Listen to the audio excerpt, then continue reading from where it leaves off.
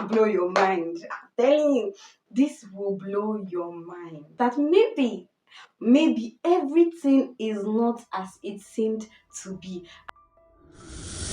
A few days before this madness occurred, the people of Owerri received a kind of signal, a foreboding of what was about to happen. They saw two pythons on the road, and one of the pythons, the bigger python, was seen swallowing the smaller python.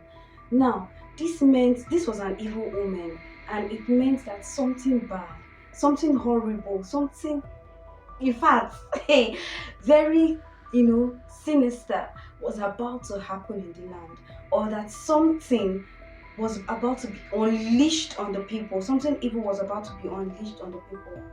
If only they knew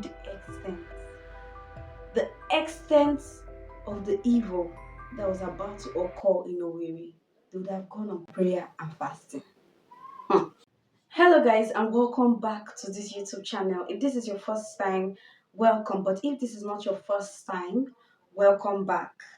If this is your first time, I want to ask that you please, in fact, if this is not your first time, but you're not subscribed to this channel, please subscribe and share this video to as many people that haven't heard this story, because I promise you it is very interesting, if I do say so myself. And yes, I say so. On September 19th, 1996, in fact, I need to get a cup of tea. Let us begin our story.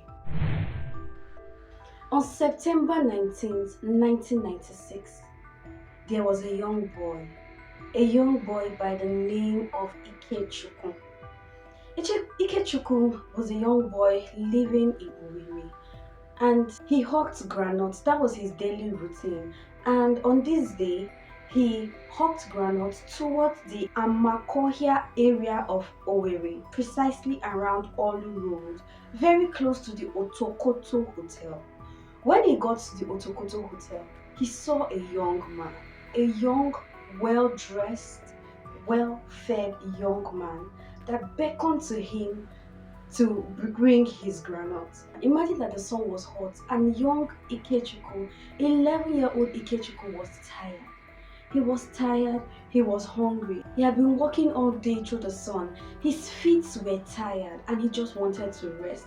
But how could he rest when his family was waiting on him to bring the money from the granuts that he sold so that they could use to buy what they would eat that evening? So Ikechukwu knew that though he was tired, though he was hungry, though he was thirsty, he could not afford to rest.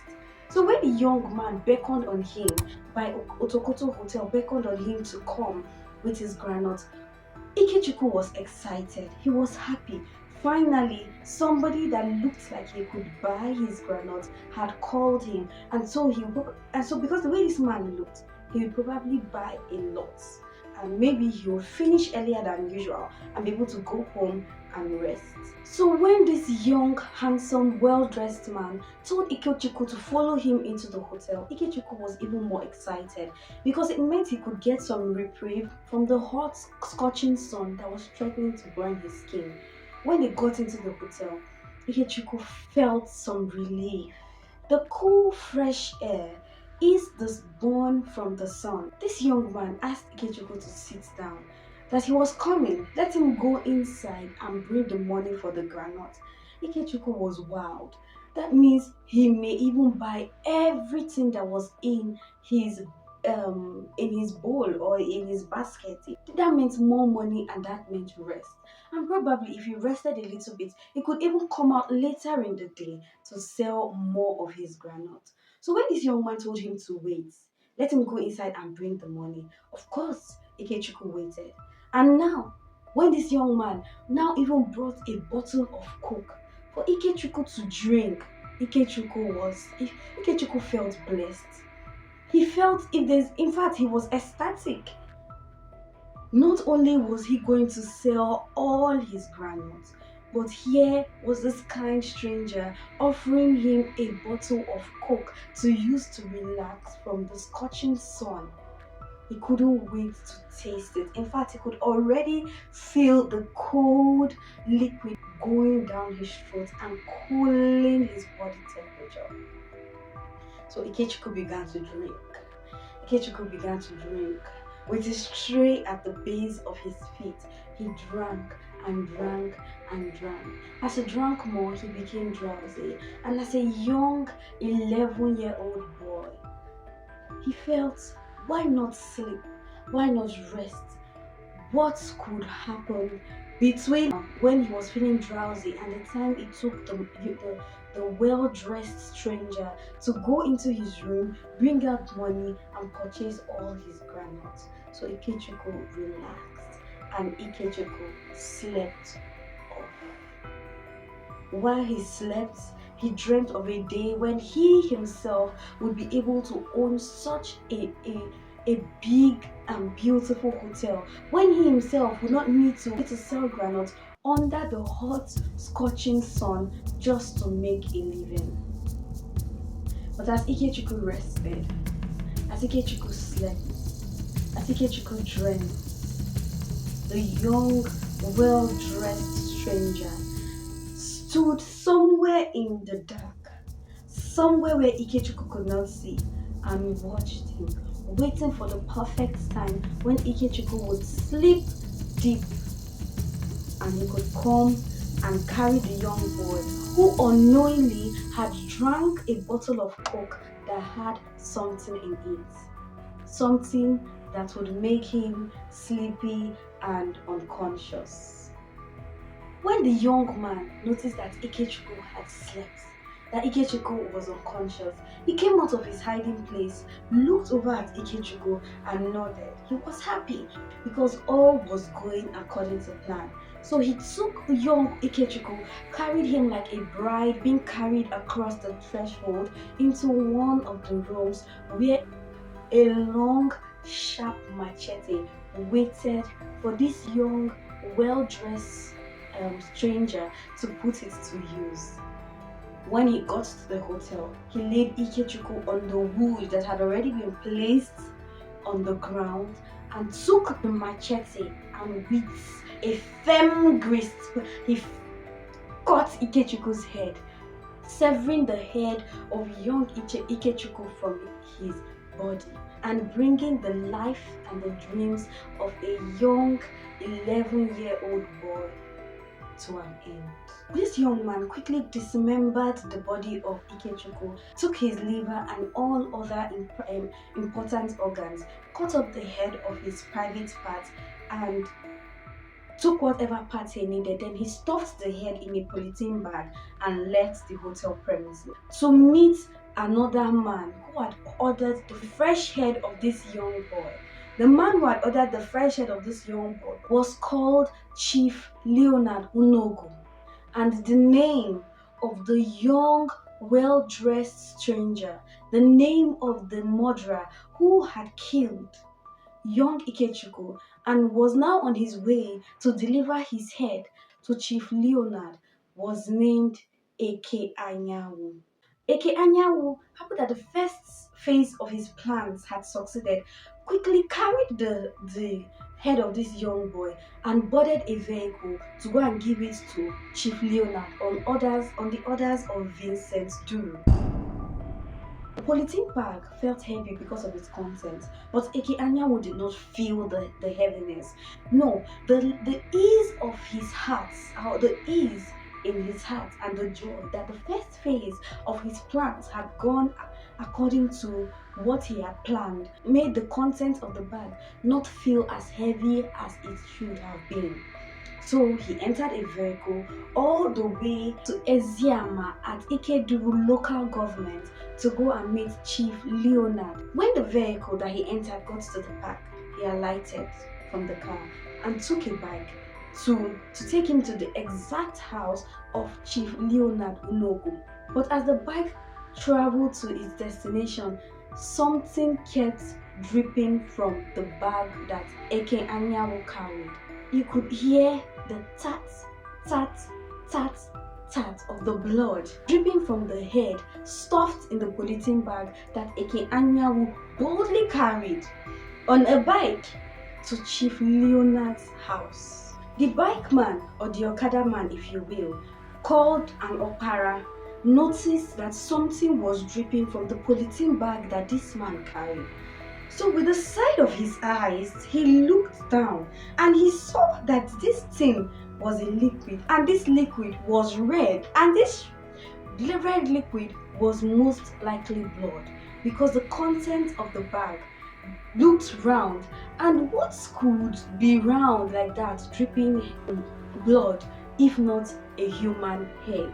Now I must tell you that during this time in Owerri, there was a lot of noise about kidnappings and ritual killings, because there were a lot of wealthy people, and a lot of people felt that these people had gotten their wealth through ritual killings and kidnap, which was predominant in that time in Owerri. So when the Okpara saw this blood dripping on the ground while he carried this man to his destination, and the content of this leather looked round like a human head, he decided not to take the risk. After all, it's better to be safe than sorry. So when he dropped Eke Anyanwu at the gate of Chief Leonard's house, the Okpara sped away and went to the police station to report. Now, Eke Anyanwu, happy that he had gotten to his destination, once again phase 2 of his plans had been actualized. He gave a rasp rat-tat-tat.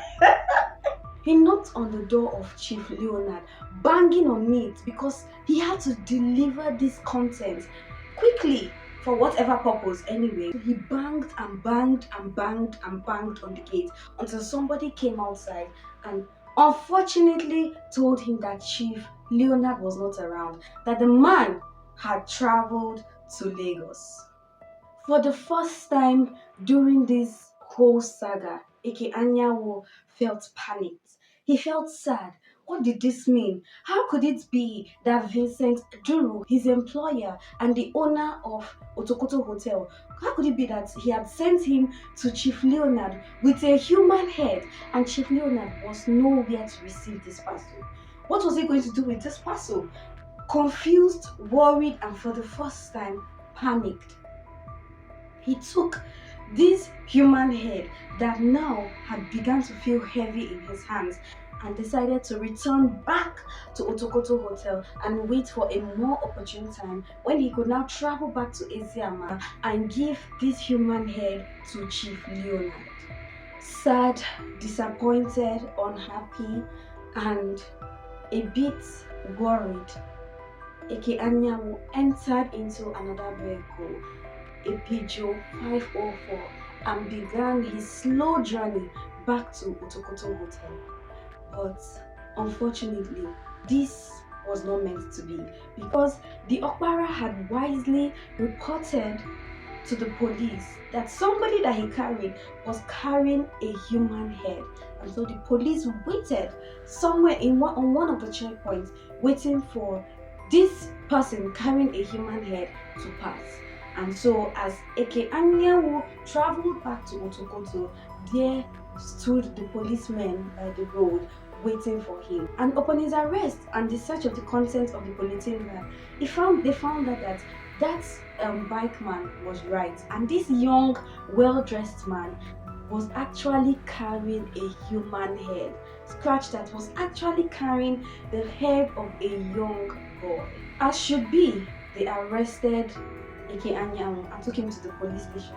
And a police officer called Sunday took the statement of Eke Anyanwu, which is how it's done in Nigeria. So they asked him to write a statement that would detail where he was coming from and everything. Why was he carrying the head of a young boy? How did he get the head? Where was he going to? All the W's, where, when, what, and what is the last one? There's supposed to be 5. So they took his statement, and in his statement, he said that the young boy whose head he carried was killed at Mba River.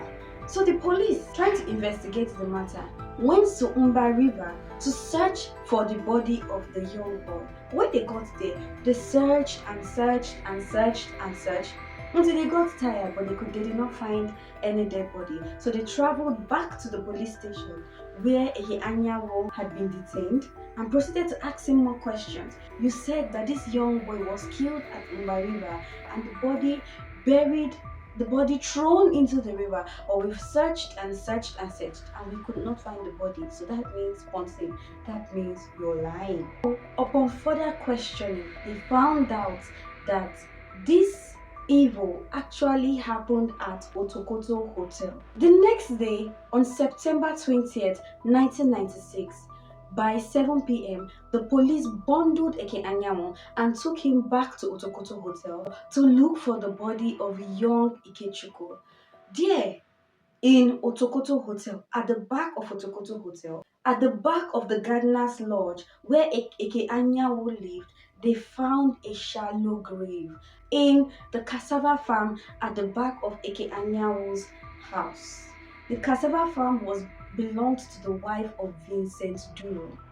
When they dug the grave, a headless corpse was found there, and the corpse was wearing a short knicker and a shirt.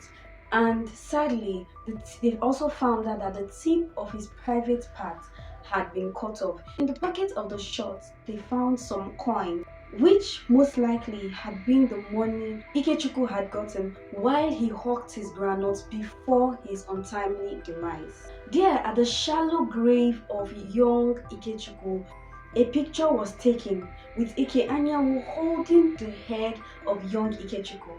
This picture was shown on the television just so that the family of the deceased could recognize their son and come and claim the body and also find out what had happened to him, because of course they would have been looking for him. This boy had gone out to sell granules and he had gone out like that several times previously. He had gone and come back, but on that fateful day, on that unfaithful day, he had gone out and just wouldn't return. So of course they would have been worried. So the picture was put on the television, claim the body of their young child. But as this picture went out, the news spread wild and fast. The Owerri residents were tired. They were tired and they were angry. When was this going to stop? Was it when their own children became victims of kidnappers and ritual killers? They were angry, they were tired, and they were ready to take action. So when it was time to take the headless body of young Ikechukwu to the mortuary, the whole place was filled with protesters. People even came from neighboring villages to join the protest, and they laid siege on the hotel premises. They were just waiting for one little information. They were waiting for the police to confirm that it was a ritual killer that ended the life of young Ikechukwu. And if that was confirmed, all hell would break loose. Expectedly, when these people, the residents, found out that this thing was actually a case of another ritual killing, all hell broke loose and everybody decided that it was time to take action. They abandoned their businesses and gathered at the town central market. It was there that they decided on the next line of action on how to deal with the Otokoto headhunters. Upon agreement, they launched attacks on all the rich men in Owerri, burning their businesses, burning their cars, burning their properties. If you so much as looked at someone who was into kidnap and ritual killings, in fact, if you smelled like a rich man whose wealth they weren't sure about, in fact, even the ones that had legitimate businesses did not go untouched, because both those that had legitimate and illegitimate businesses shared in the jungle justice. They burnt things, they burnt residences, they burnt businesses, they destroyed cars. Just name it, those people were angry and you wouldn't blame them. They even threatened to bring down churches. Any church that looked like it was not what it looks like any church that looks like it was, I don't want to say it was more than a church. It was a cover-up for something more sinister. They threatened to bring it down. Suffice to say, the people of Owerri had had enough and they weren't ready to stop, because they felt that the government officials were not ready to do anything about the cases of murders, kidnappings and ritual killings happening in Owerri. Eke Anyanwu, who had been arrested and detained, was kept in a cell waiting for the day when he will be taken to court and then sentenced. But in a strange twist of events, on the fourth day of his arrest, Eke Anyanwu was found in his cell, stone dead. Who could have killed Eke Anyanwu? Could it have been the angel of death that appeared in his cell and killed the guy because he had murdered an innocent child? Or was it somebody who had it out for Eke Anyanwu for killing a young child? Or was it the elites of Owerri who didn't want Eke Anyanwu to spill out the secrets of their evil ritual killing group? Like the people of Owerri then, even I felt that it must have been Chief Vincent Duru, as well as all those ritual killers, elite ritual killers that must have found a way, probably bribed one or two people that were saddled with the responsibility of feeding Eke Anyanwu to poison the young chap. That was what I felt, and that was what the people of Owerri felt as well. Because, in fact, that made them even madder because they decided that come rain or come sunshine, these evil men must be brought to justice. So they put their hand on the neck of the government to make sure that these men were brought to justice. But there's one thing though, there's one thing that they were happy about, and I'll tell you. They were happy that before Eke Anyanwu died, he had mentioned the ringleaders of these ritual killing syndicates in Owerri. He had mentioned that Vincent Duru was the kingpin of the ritual killing syndicate in Owerri, and that Chief Leonard was the one who had ordered for the fresh head of a young boy. He also confessed that the ritual killing ring was a well-organized syndicate specialized in harvesting the body and the organs of victims for whatever ritual purposes that they use those things for. His confessions also revealed that nobody in Otokoto Hotel was spared, not even guests. He said that innocent victims were often drugged and killed and their body parts harvested for sale. To confirm this statement, the police people gathered themselves together and went back to Otokoto Hotel to search for the graves of these innocent travelers and guests who had been killed in the Otokoto Hotel. And surprisingly, they found several shallow graves aside that of young Ikechukwu. They even said that they found the grave of a businessman who was buried with his briefcase. The police made arrests. They arrested Vincent Duru, they arrested Chief Leonard, and they arrested other people that they felt must have had their hands in the killings of young Ikechukwu. But when they asked Chief Leonard said he did not know Eke Anyanwu. Mind you, Eke Anyanwu was dead. And if I failed to mention, in another plot twist,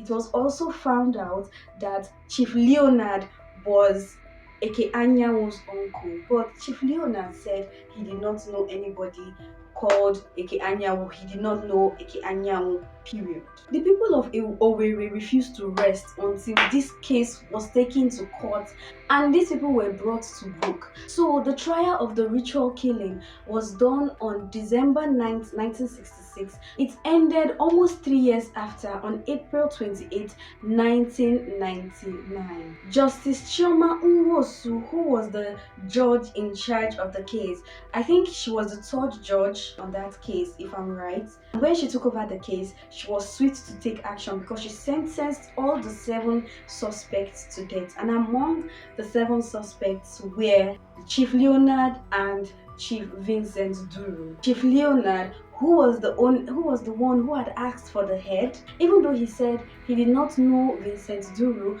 neither did he know Eke Anyanwu, nor did he ask for a human head to be delivered to him. And also, Vincent Duru, the owner of Otokoto Hotel, was also sentenced to death.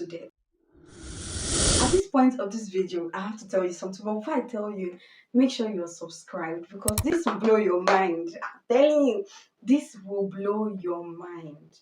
All the while I was reading up on this story and researching about it and all that, everything that I had told you, if you check the internet and if you research on this story, everything I just told you is what you'll find out about the killings that happened in Otokoto Hotel and the killing of young Ikechukwu. But just yesterday, just a day before I shot this video, which is yesterday actually, I decided to check up on some videos on YouTube about this Otokoto Hotel, and I found something. I found one video, and the narrative was pretty interesting. In fact, I believe that you would love to hear this because it changes the whole story. I'm telling you, it completely changes the whole story. In fact, it changes everything. And I'll tell you the truth, he actually answered a lot of the questions that I had concerning this story. He actually answered a lot of the questions. And I bet you want to read. I really, really think you want to listen to this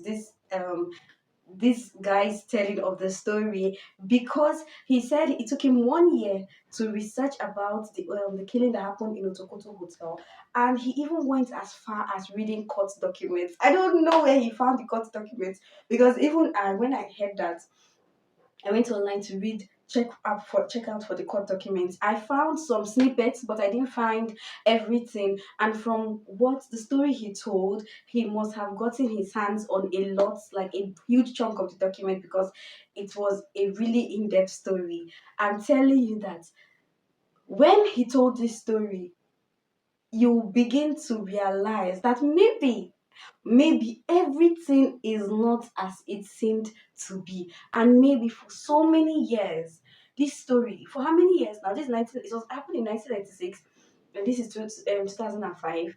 I don't know, I just say 2005, and this is 2025, so that's like 29 years after. 29 years after, everything that we have been told about the Otokoto story may have been a lie. And maybe, just maybe, Chief Vincent Duru was innocent of the crime they claimed he had committed. Maybe Chief Vincent Duru died for something that he knew nothing about.